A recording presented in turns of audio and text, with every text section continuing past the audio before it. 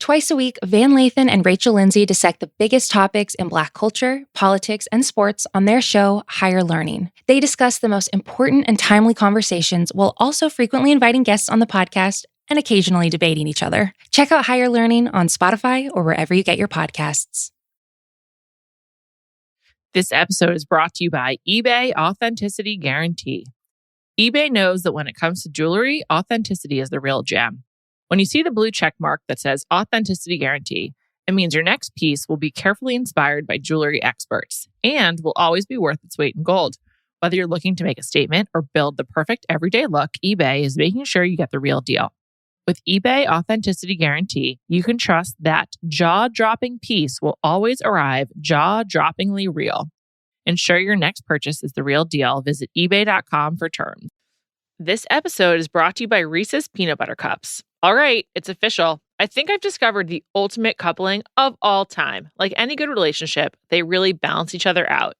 One is super sweet, and the other, well, they can be a little nutty sometimes. It is, of course, Reese's Peanut Butter Cups, the perfect combination of peanut butter and chocolate. So perfect, some would call it true love. Find Reese's now at a store near you. I think I've been as open as I can be and as honest as I can be. Is there anything any reason that question is asked? Because that honestly, that really shocked me.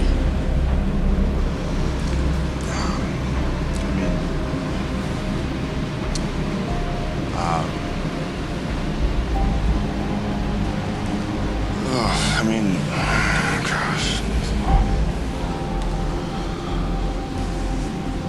I don't even know what to say. I just need to step away.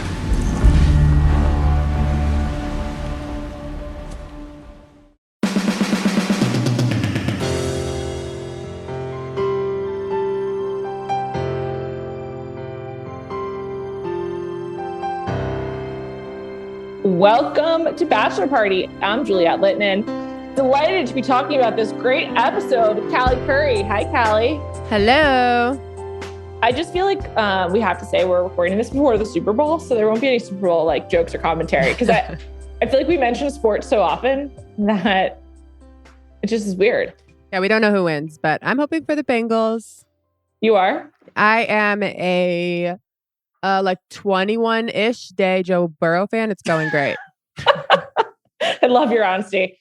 I get it. It's an SEC connection. It means more. Yeah. Also, I did like him when LSU won. Like their video and everything was like so amazing. And I've been like playing Get the Gap for the past couple of years. Like I'm invested, but it hasn't been true fandom till the last like 21 days.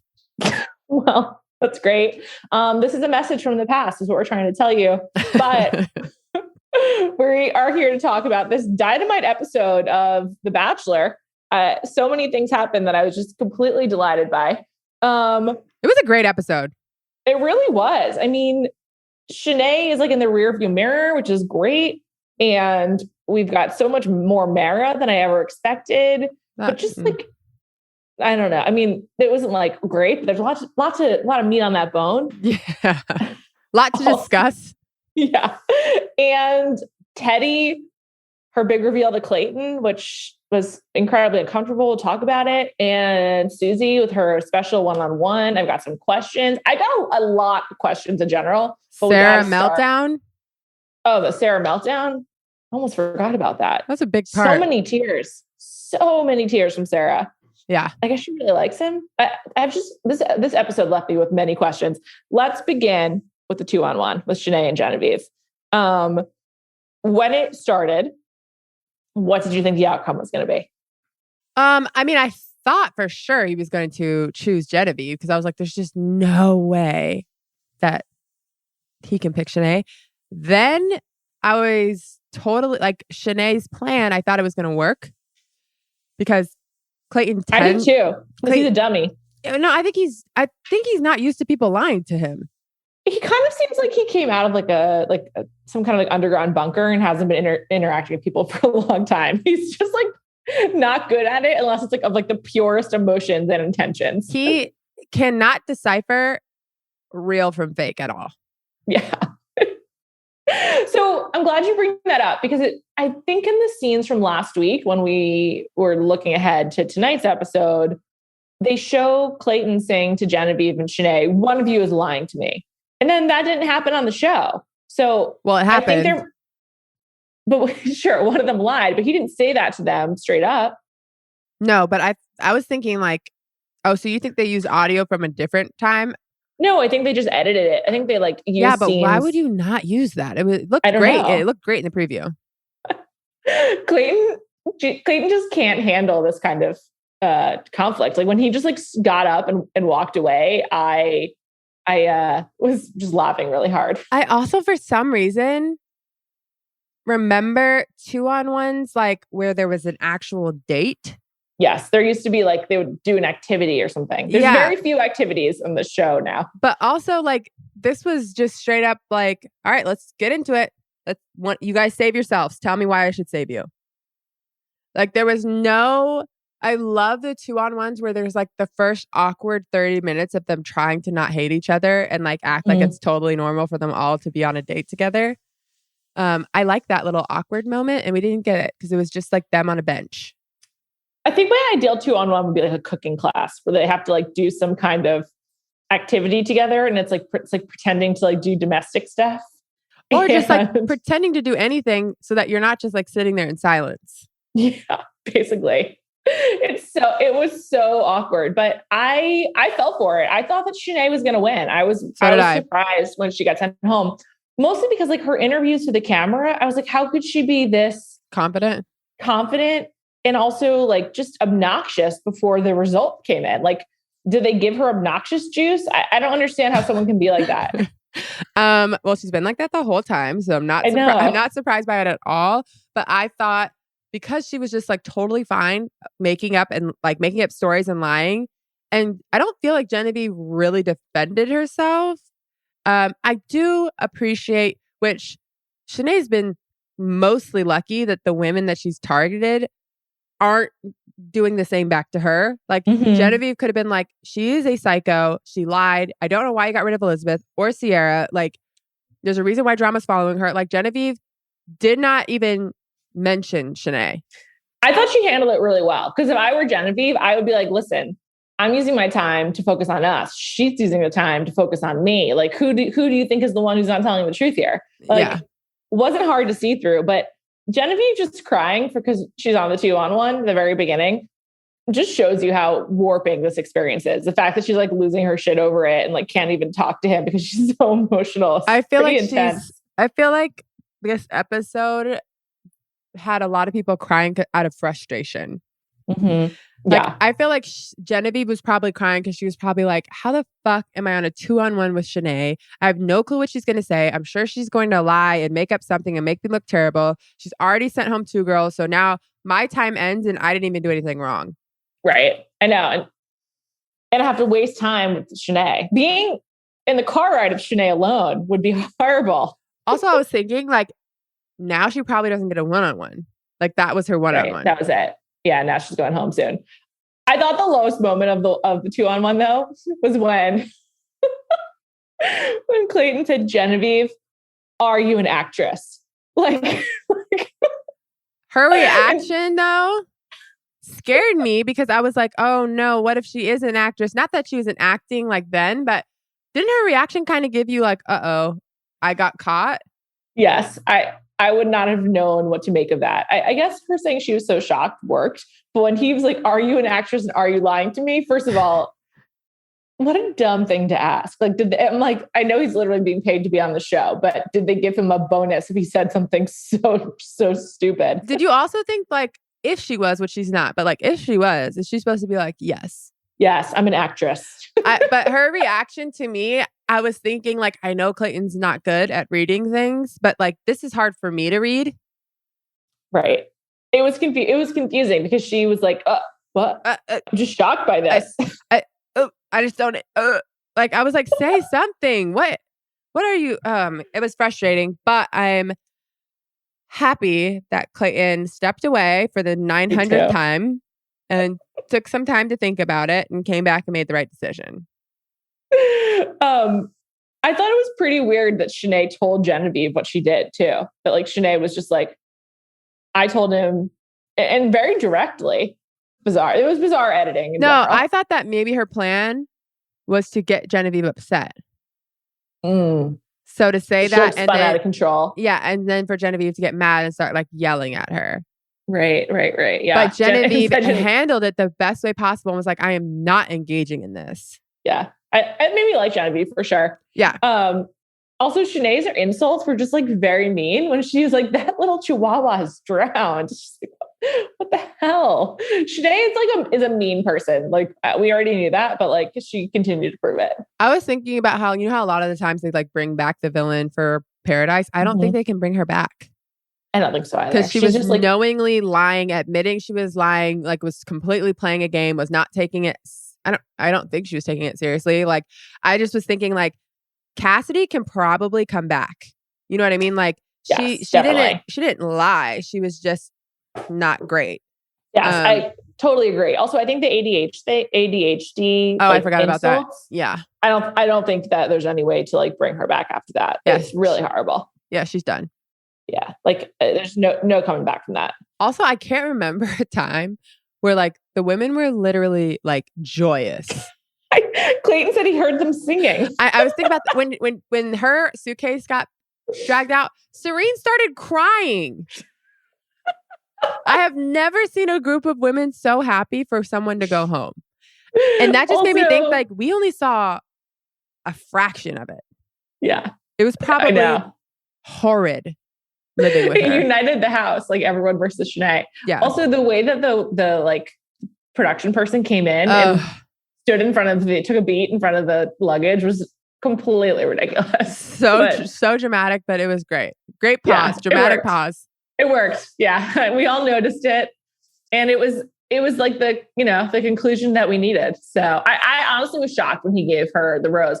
They must feed him lines because the way, more so than other bachelors, because the way he was like, the person who I'm giving the rose to today showed me the truth and like told me what was really going on. And then he turns to Shanae and says, Shanae, I can't find it in my heart to give you this rose. I was just like, that is cold. Clayton would never want to have that kind of conflict on its own. So they must be like, Clayton, you have to say this. And he just agreed to it. I have to imagine that Clayton had a little bit of a light bulb come on and was like, oh my gosh, Shanae is that real problem.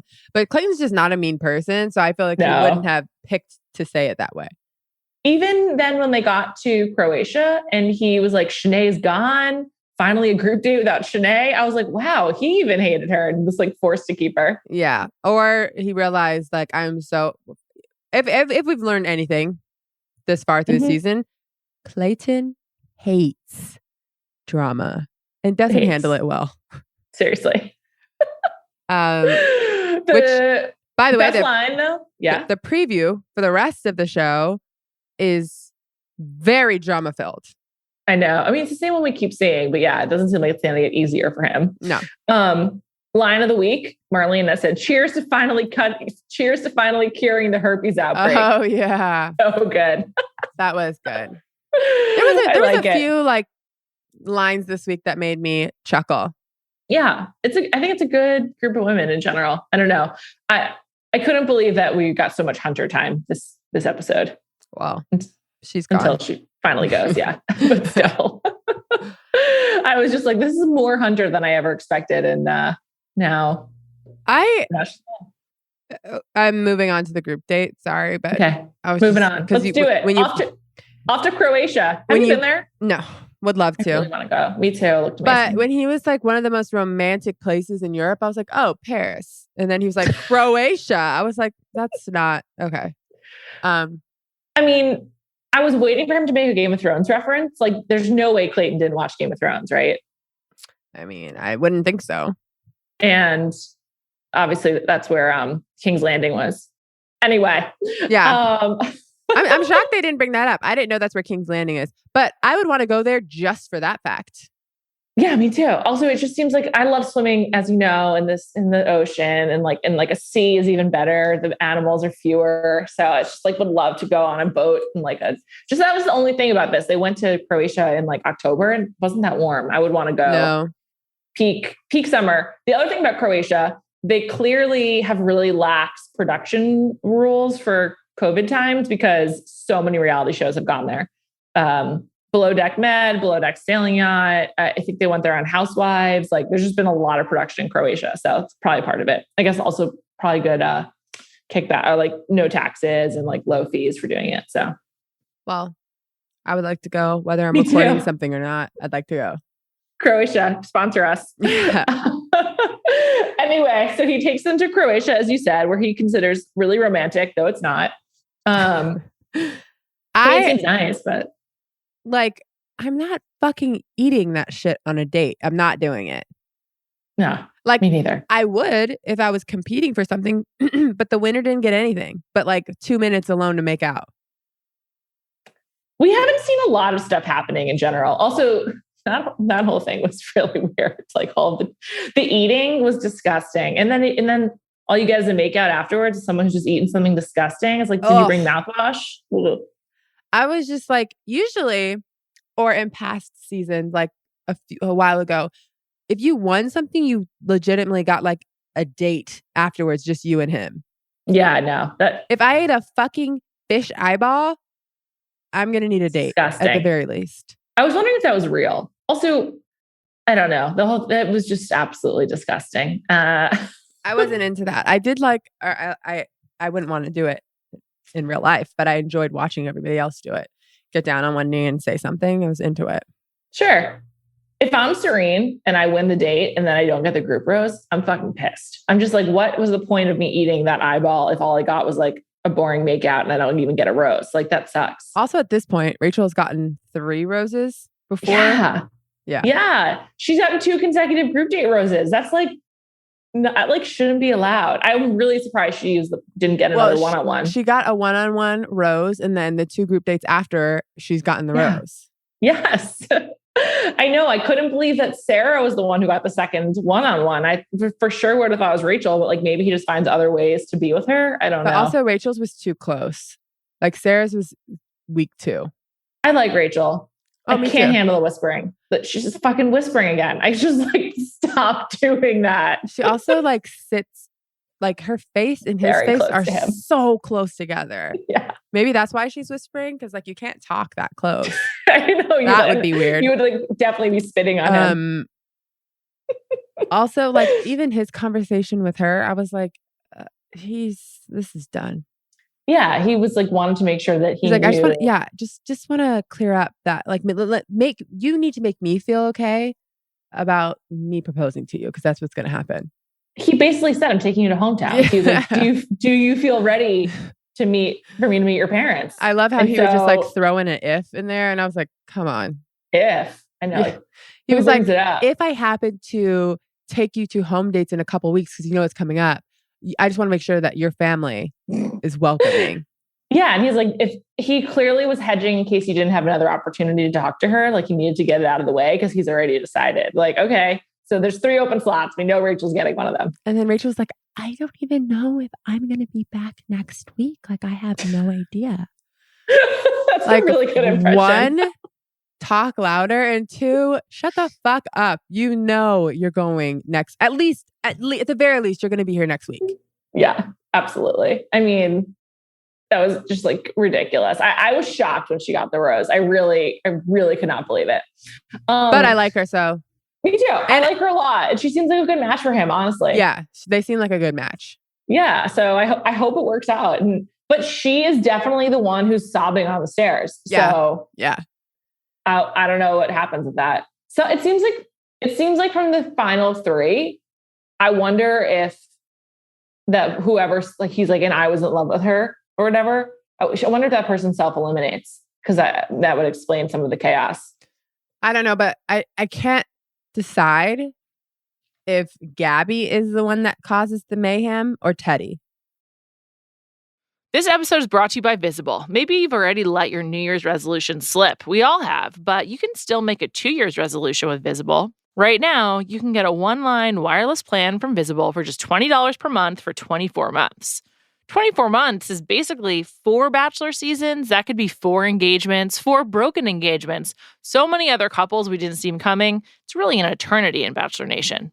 And that's unlimited 5G data powered by Verizon with no annual contracts. Switch now at Visible.com and use the code Visible24. Don't miss out. Offer ends January 31st. New members only. Promotional rate with service on the Visible plan. For additional terms and network management practices, see Visible.com.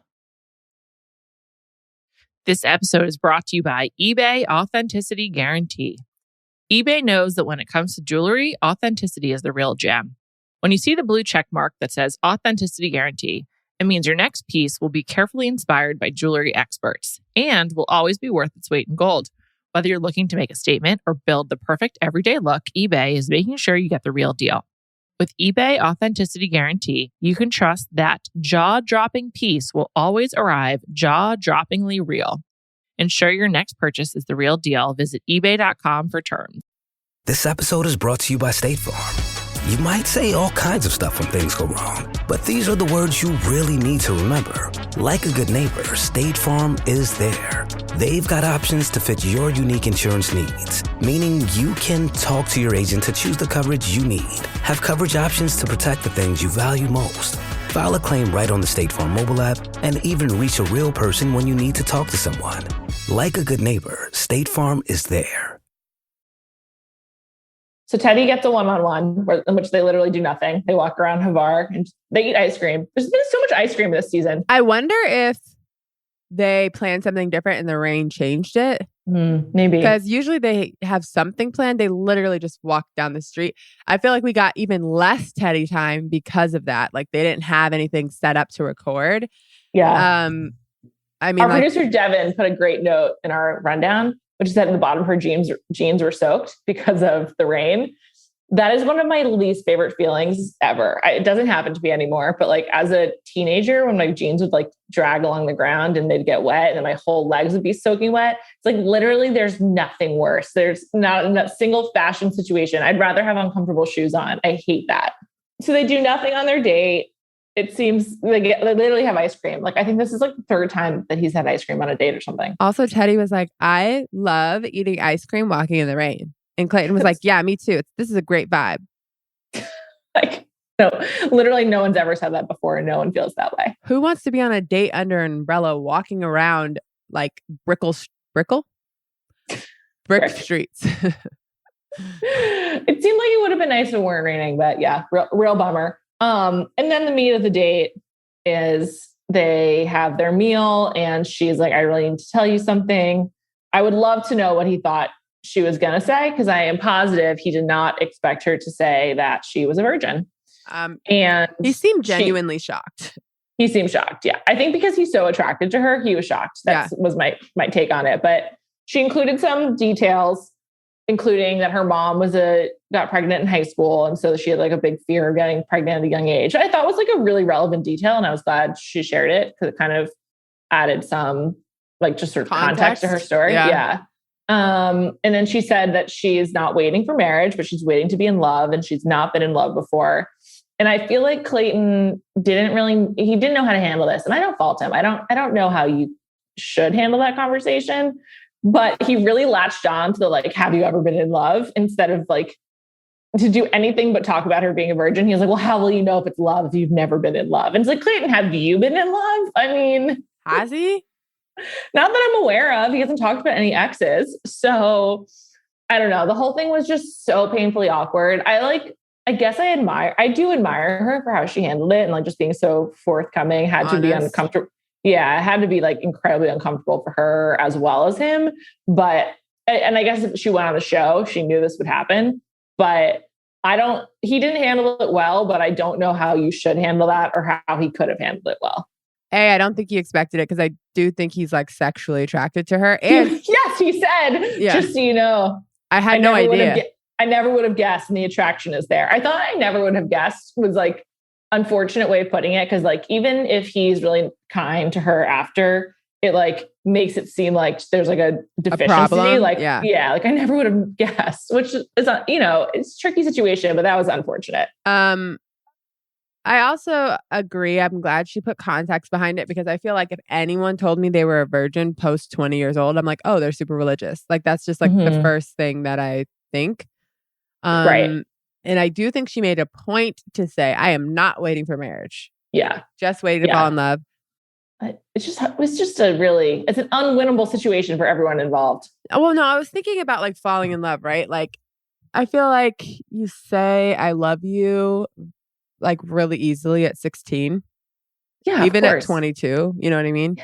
Yeah. Some people say it really easily at any age. Yeah. But I mean, even people that you think you're in love when you're younger. Yeah. Means something different. Even if you don't say it easily, like you say it easier when you're like younger. So a part of me is like, a lot of people may have said I love you or whatever, but then they realize like, I don't think that was really love. Yeah, of course. So her also, saying I've never been in love before, what isn't a red flag to me? I completely agree. Also, I think ultimately like we were just saying, like you're right. What you think love is morphs as you get older. Also, as your needs change. I think one of the most annoying things about the show, though, is like the way they make it seem. I mean, and one of the most unrealistic parts is just the way that like love and sex have to go together, and they very much do not. And so, you know what I don't like is how there's like these steps you take. Yeah. I don't remember a time where I was in the process of falling. It was like I wasn't, and then I was. There was no like. I think I'm mid fall. Like they make up these benchmarks. Like, I know I can fall in love with you. I'm falling in love with you. I fell in love with you. Like, I'm in love with you. Yeah, you either are or you aren't. Like I feel like they make it seem like or maybe you don't know. Walking up the stairs, getting to the stairs, and someone pushes you off, and like you're just like waiting to hit the ground, and you're in love. It's just it has never. Maybe it does happen, but it has never happened for me. But I think it's like you know how right now the phrase is like I see you. I feel like it has always been a benchmark to say I'm falling in love with you, and if you don't, you're off the show. Right. And like if you don't do it before hometowns, like a parent is like, well, do you even know if they love you or if they're falling in love with you? At hometowns, you have had to say it or have to say it that night. Right. It just doesn't really make any sense at all. And so him like focusing on that, I think he just didn't know what to do. I feel for him. What was he supposed to say? Like, and he's on camera and they're like just two of them at this dinner. I'm sure she was nervous. It just seemed bad. It just seemed really, I don't think he handled it well, but I don't know what he could have done. I was laughing when he was like, I hope I'm the first person that she falls in love with and maybe some other firsts. Do you think he hopes that now though? I mean, I don't know. Do you think the average guy hopes to take virginity? No, absolutely not. Me either. Unless they're like some creep who's like, oh, I can't wait for them to turn 18. That kind of gross. Like, that's not where I thought you were going with that. I thought you were going to say, or unless they were some like sort of like religious type. Not, I don't know what religion, but where they like only want to marry a virgin. Oh yeah, I mean. That's just something that But outside of that, unless you're like, I think when you're younger, like guys think that they don't want you to be with anyone else. And then when you get older, no one fucking cares. Yeah. Also, I think when you're younger, there's like more of an expectation that like it could be that person's first, but like. Yeah. That's what I mean. Like, I don't want to throw out ages here, but whenever people lose their virginity, I feel like around that age, people are looking for that because everyone's losing their virginity at that point. Yeah. But outside of that, I don't think guys are seeking that out. No. Also, I think, sex means different things to different people. And like, obviously it's going to have a lot of meaning for Teddi. And if it doesn't have a lot, and maybe actually I shouldn't say obviously, it seems like it probably will have a lot of meaning for her because there's a lot of buildup to it. And like, does Clayton want to be a part of that? I don't know. I think it would be valid if he was like, no, like that's too much responsibility, or like, I'm not like comfortable with this. Like, I think that's like, I just think it's complicated. Unless Clayton is very confident in what he's putting down in the bedroom, I don't think he's super excited about it. I mean, I don't get that vibe from him. So, well, I guess we'll find out. I think he seemed really thrown. I mean, he obviously had to give her the rose. There's no way she could be like, I'm a virgin, and then he sends her home. But I do think he likes her regardless. Yeah, he said the sexual attraction is there. Yeah. So. I mean, also their conversations seem like pretty easy. They seem attracted to each other. I feel like it's not like Rachel, but it's like a good baseline. No. Yeah. Said Teddi, good luck. I hope if she wants to be having sex, she is. That's all I can say. I know we did mid-season awards. Teddi is a candidate for Bachelorette. Yeah. I agree. I could definitely see it. Let's go back to the group date. We got to talk about Mara. It became the Mara show once Shanae left. I wonder if this has always been there and we just didn't get to see it, or if her anxiety was getting the best of her. But it's a lot. Mara has a lot of age anxiety. Talk about not wanting to throw ages out. Mara talks about her age constantly and like who is more girlfriend material and who is more wife material. And Sarah's in her crosshairs, but just in general, this like deep focus on age is just unbecoming for everyone, both the old and the young. I think that this is my opinion. I think that it seems, I don't know how you can go from 0 to 1,000. So I think Mara has been dropping this wisdom, if you will, the whole time, but Shanae was there, so we didn't get to see it. So I feel like maybe Sarah had those jokes because Mara has said things to her over and over again about her being too young. Yeah. I mean, I have to assume it's just like an uncomfortable dynamic. It makes everyone look bad. But 32, not that old. Also, no, but I can understand her being insecure in that group. Like 32 is old in that group. Yeah, compared to 23-year-old for sure. And I think when you're competing for a guy and a guy is showing attention to all of the younger people, you think, oh, I'm just old. When I think you're just not a match for Clayton. If Rachel was 32, he would still be obsessed with her. Yeah. Well, also, at what point does that just become unattractive to you, Mara? Like maybe you should just be like, oh, I don't see this working out because he's looking for something that I'm not and I want to be me. Like, she could take some of that power back. She just sort of chooses not to. And I don't think just because you're like Clayton is drawn to some of the women that are younger means that they're somehow that he's not ready. They're not ready. I mean, they're on this show. So yeah. Like people in the South get married at 19. Do they still? I feel like 19 is probably young. 21, 1,000,000%. I'm like very out of touch with how most people live. I recognize that. So I just won't comment. I would say 21 is probably very normal. Right. Like right after college or something. 21, 22 for a lot of people. Okay. Well, I just like didn't really even find her entertaining. I guess it was good to like fill the time with a crazy person since Shanae was gone. But I mean, the things that she was saying were just ridiculous. Also, I have to say one of my least favorite outfits of the entire season was like her 2-piece, sort of like crop top and skirt that like very like it was like a royal blue with a lot of beading on it. She was wearing on, I think, on the group date. It was for the evening party. I really did not like that. Yeah. I haven't liked some of her fashions. Me neither. In general, too bad. I was thinking though, they probably had to show a lot of Mara because of the Sarah. Mm-hmm. Like they couldn't have Sarah bawling, crying, right, and not really like build up to what Mara said. I also think the way that Mara was talking about it, if I was Clayton, I'd be like, you're being rude to me. Absolutely. Also, when these women try to like tell him like who's good and who's not good, I would be like, I have my own judgment. Like, I don't need you to be making these decisions for me. And so I would just be like, back off. I do think that Clayton believes everything someone tells him because he can't decipher. So like Mara said that, and part of me was like, oh, Clayton's going to be like, you're going home. He's very impressionable. But instead, he was like, you're staying, and now I'm going to go question Sarah. Yeah. I'm like, you have a good connection with Sarah. You really like her. Just like go with that. I wonder if he's willing to do all of this because he's just like, it's Rachel. And he's just like, whatever. Giving Sarah, why do you think he gave Sarah the second one-on-one? Like, because he wanted more time with her? Because he really likes her? I think he really likes her.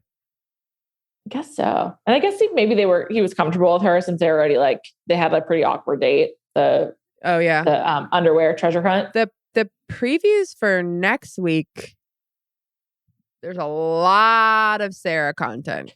Yeah, well, they have to wrap this up, right? It's like ends on a to be continued. So that makes sense. But I'm sure she stays. She seems like Final Four as well. By the way, on average, how many to be continues happen in a regular Bachelor season?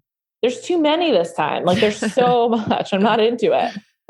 I'm hoping that they're doing this to make it into a regular. Like they're gonna catch us up and get us back on normal schedule. They'll have to because they have to do that for like the end hometowns and fancy suites and whatever. Before we get to Sarah, Susie does this one-on-one with Clayton after the fact. He's like, we finally see him saying, like, being really elated with happiness. He's like, yeah, or whatever happened there. I thought that was cute. I was wondering, I think we probably would have seen this should my theory have happened, but I'm wondering if he ended up having sex with Susie that night and he had to tell them, and that's like when he admits to having been intimate with like multiple women. Maybe. I don't think that happened. I think he was just so relieved that it wasn't someone he liked, that it wasn't Shanae, that it wasn't Mara, that it wasn't more drama. Like, I feel like he saw that note and was like, please give me just a night of peace. And then he saw her and he was like, oh, thank God, this is going to be chill. Something fun. Yeah. And it did seem nice. I mean, I also would like to be surprised in that way if I were him. I'd be like, oh, this is cool. I don't get how it's allowed. I think that you just can go to the producers and say you want to do it. But then why doesn't it happen every night? Probably because some of the women are like shy, or I don't know. I don't know why. It's a good question. Yeah, I don't get it. And maybe they also like kind of get them to do it. Like they sort of like bring it out to be like, you know. Yeah, maybe the producer's like, Susie, you haven't had very much one-on-one time. Are you worried? You think you're going to go home? Only X number of one-on-ones left. Susie, get that time in. Yeah. So I don't know. I was wondering about that. But also I forgot, I skipped over Clayton talking to Jesse Palmer, our guy. I love seeing Jesse. I feel like he's just like playing a part. And he was like, during my season, I was scared and trying to like help him. I thought that was good. I liked it too, but I also was like, this is kind of silly. But I also liked it. I think I just really like him maybe, but I was thinking like when that part happened, I was like, Chris Harrison could never. That was my reaction. When he comes in, I'm just like, oh yes, Jesse's here. So it's great. I like also how they're like integrating him more and more as the season goes on. And when I talked to Jesse, he was like, I tried to like just keep up with what's happening on the show. I would join production meetings. So I really wanted to be there for Clayton. And now we see him being there for Clayton. So good job, Jesse. I wonder where Jesse's watching the Super Bowl today. I'm sure he's excited. I think he's 100% putting his best foot forward. Definitely. And he just tells him to trust his heart. It's great advice, man. Not heavy-handed, but just being a sounding board. Yeah, I also don't think he was quandary. I'll call him. He's not steering him one way or the other either. No, he's definitely not. It's hard to tell like what Jesse could possibly like want. He probably just wants like the best outcome, so he gets asked to do this again. Yeah, I think he wants Clayton to just be happy. Question for you. What do you think is a better career move for Jesse Palmer? Because if he is the permanent host of this show, he can no longer do college football commentary for ESPN because it's like conflicting schedules. So do you think it's better to like be a career football analyst, or is it better to become the host of The Bachelor? Probably Bachelor. Probably pays more. I think long term, like if he does college football sideline reporting or whatever, I don't know if he does studio, but for 10 more years, he might move up a little bit. You don't know. He could not. I mean, I don't remember. I don't remember seeing him a ton. No, he's not on a ton. I think he does a lot of SEC. I think also one of the problems with being like a former athlete turned analyst, there's always a new crop. Like every 10 years, there's like a new like group of let's people. get this person. Yeah. Yeah. So like, you see it happen on ESPN all the time. If he does this for 10 years, by year 10, he's making a good chunk of money. He's making bank. Yeah. Also, I mean, Chris Harrison did it for like 18 years. So there's longevity, and he can get other hosting gigs. And also he's probably more famous to men, and now he'll be famous to women as well. Yeah. If he's famous at all to people. I think he is relatively. I think he is definitely more famous now. I mean, you went to the University of Florida and you didn't even know that he did. So I didn't know who he was. Embarrassing. I'd never seen him. He played for the ball coach. So anyway, I had never, when I heard the announcement, I was like, who? That being said, that's my fault because he's awesome and I love him and I'm happy he's here. Side note, do you follow Nate of Nate and Michelle on Instagram? No, but they come up on my popular page often. Lot of Nate and Michelle at Super Bowl week. A lot of parties. Nate and Michelle took a picture with Rihanna and A$AP Rocky. That's crazy. But Rihanna likes reality TV, so I can see that. Yeah. She like gave him advice. It seemed like it was really cute. They met at Shaq's Funhouse. I saw it on social media and it just seemed adorable. I don't know. I'm like really happy for Nate and Michelle. They seem happy. A picture with them. Yeah, they really do. I thought you were going to say I'm happy for them because they seem like so great together, but you're happy for them. They got to take a picture with Rihanna and A$AP Rocky. I mean, I don't know if happy is the word. I guess I'm more jealous, but good for them. It's also like a historic moment. Like people will always remember Rihanna in that outfit, like while she's pregnant. Yeah, I was going to say it's also pregnant Rihanna. Yeah. And she's wearing, and the outfit she was wearing was like very specific. People will be like, yes, I remember that was right after she debuted her baby bump and she went to the Super Bowl. Last part of this episode, one-on-one with Sarah. So we didn't see the date at all. Literally, they just go straight to the dinner. Yeah. I'm sure it happened. They just cut it out. Yeah. That was intensely weird, like and exceedingly weird for the show. Not even to like act like it happened quickly. It must have been super boring and they were running out of time. Yeah. Also, I feel like it's weird. If they did have a day portion that he didn't bring this up on the day portion and like waited till dinner. Because I feel like Sarah was like completely blindsided. Like she had no clue this was coming. And then her crying, I feel like was a mix of like searing hot anger. Like she was pissed that someone said this. And I feel like it kind of hurts your feelings. Like I think especially being younger too, I'm sure it hurt her feelings like, oh my God, like someone hates me and is telling him bad things about me. Like, what should I do for someone not to like me? And then also, oh fuck, is this going to be the end? I know. And she also just must have been shocked that happened. And also he waited all day. Because I think that's also part of it. Like, it seems like he brought it up right away, but they had spent hours together and he probably said nothing about it and it was going really well. And then he like blindsides her with. Like, I feel like that's why it was so shocking. Yeah, because they had like just been talking and spent all this time together. I'd love to know what they did. Like, can we just like get the tapes? I'm like, shocked it wasn't in like the cuts at the end. Well, they definitely try to make it seem like it didn't happen because like when they're doing the toast, I was like, are they going to allude to the day? But they only talk about the dinner. So that was really, really bizarre. I don't know. She was really crying. Yeah, weeping. Maybe no one's ever crossed her like this. I loved that she said, "What the absolute fuck," because that's like one of my favorite lines to say in real life. And it was perfect timing. And yet again, Clayton had to excuse himself. He walked away. He needed a moment. When he came back, the chair was like a heavy iron chair and it was like making so much noise. I thought that was really funny. Second time this episode where he had to leave. I know. I didn't think Sarah would be back at the table when he got back, but she was. I wish they had like a Chiron that was like 15 minutes later or like an hour and a half later. I'd love to know how much time they said was spent apart. I do think that for how bad Clayton is, like reading situations, he did well this episode because he believed Sarah and she was telling the truth, and she believed Genevieve and she was telling the truth. Yeah, it's true. Props to Clayton. You have to wonder how much the producers help with that, though, like to steer it in the right direction. Yeah, I don't know. Maybe they helped a lot. I think Sarah's reaction, I feel like I would go to the right place with it because she was like, "What?" So upset. Yeah. Also, he clearly hates to disappoint people. And so he probably was like, felt really bad that he had upset her. I think he felt horrible that she was crying as hard as she was. Yeah. He definitely did not mean for that to happen. I don't think Clayton has made a lot of women cry. Yeah. I don't think so either. I wonder how he usually deals with conflict or if he's like ever confronted with it. utter lack of the ability to handle it makes me, that's why I'm like, did he just come out of a bunker? Because it's like, does he just not interact with people, or is it always really surface? Like, it doesn't seem like he has ever had like a deep relationship of any kind. Maybe he has like his teammates, but I don't know. Doesn't seem like he's had deep conflict with anyone.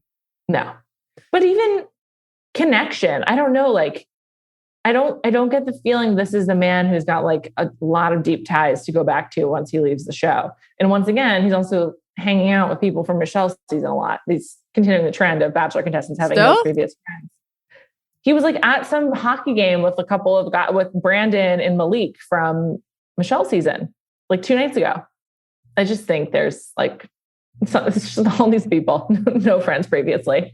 Although I will say I've heard from the contestants that after you go on the show, people like only want to talk to you about being on the show. So it's easier to be amongst the cohort. So they'll like not have to have those conversations.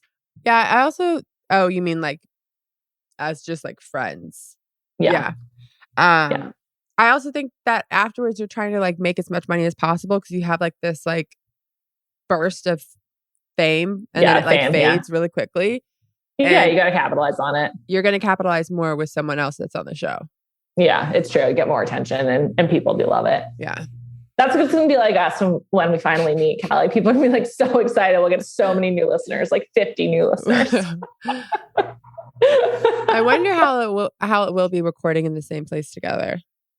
I promise you it'll be better. It's like, even though everyone acts like the way COVID, like life works is fine. And like, we're all used to it. It's worse. Like when you actually socialize, you're like, oh, great, this is really fun. Or at least I do. Or like when I do a podcast in person, I'm always freaked out because I'm like, wait, do I need headphones? And then I realize it's just better. So I really enjoy not being in public, but I think I've just gotten too used to it. I get really tired when I do things now. Me too. Oh my God, me too. I'm like, oh, I've hung out with people for 2 hours. I need to take a nap. I'm exhausted. For 4 hours. Yeah. I went to a baby shower and afterwards I was like, I need to go home and rest. And it was like, it was really fun. I had a great time, but it was just a lot. Yeah. Interacting with people takes energy. It's a lot. It's a lot. Ultimately, we're left with like 9 girls still. It's a lot. Many. So it's a lot. But I feel like you kind of know, like at this point, we know who's going to be in the final like 5.